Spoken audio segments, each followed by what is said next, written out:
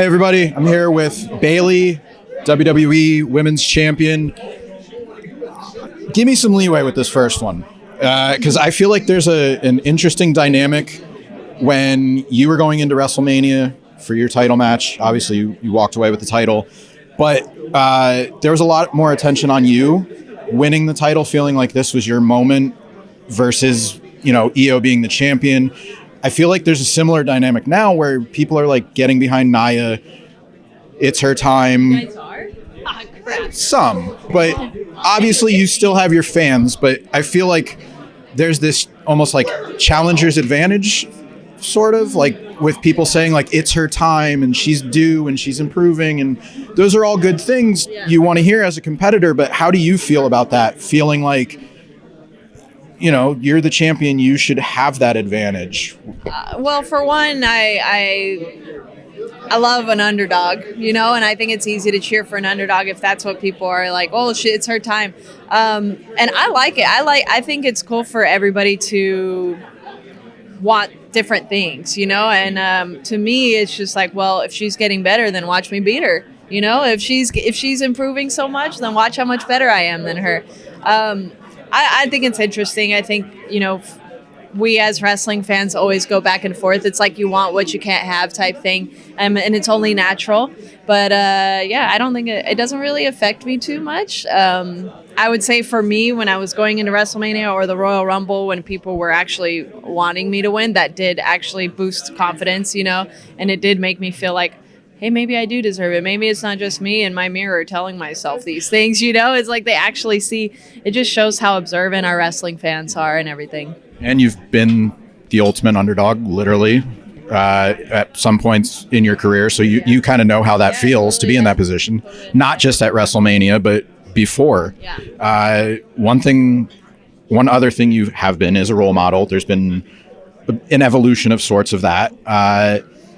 How do you feel now, where it's not as much of a visual look, but it's more of a mentality? It's more like how you carry yourself. What do you want, like, younger fans, younger talent to like see or take away when they see you in the ring?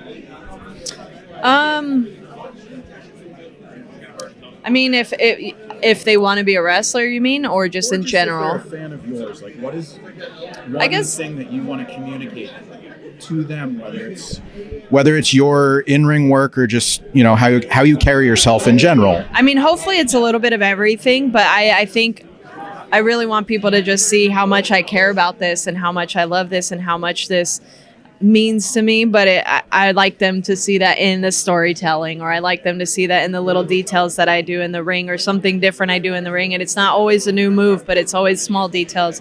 If you're a wrestler, hopefully you could see these little things, just like always trying to improve and always trying to make the person I'm in the ring with better. That's really what I care about, just trying to keep building this division and at the same time growing myself. I want to go back in the past a little bit. Obviously, Damage Control is back on the scene. They're doing their own thing without you.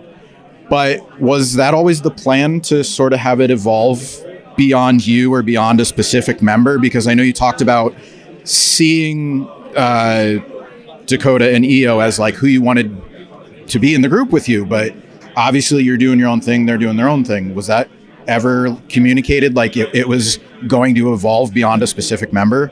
Well, I mean, I always thought that was an option, but it was never my plan. If it were up to me, we'd still be together right now. But they replaced me with Kairi and Asuka.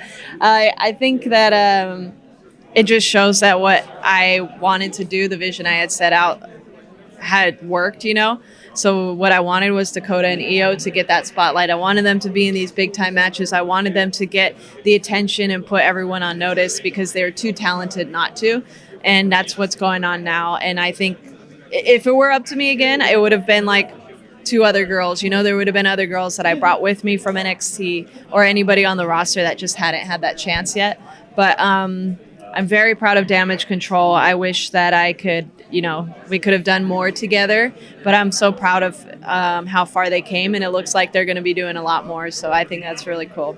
All right, and here's my last question. Do you have a match that best represents who you want to be as a wrestler, or who you thought, all right, when I started, here's who I want to be, here's what I want to show people? I mean, it's like a combination of, these are people I wish I could work like. It's a combination of Randy Orton, Macho Man, and AJ Styles. If I can do any little bit of any of what those three do, I will think I'm just doing fine. And recently, like, and actually a few years ago, I always thought when I was like thinking of ideas or putting matches together that I wrestled like IYO SKY. But then I watched my stuff with her and I'm like, I do not move like her. She's just so smooth. She's so damn good. So I'm not quite like her, but if I could be a combination of the other three, then I'd be happy.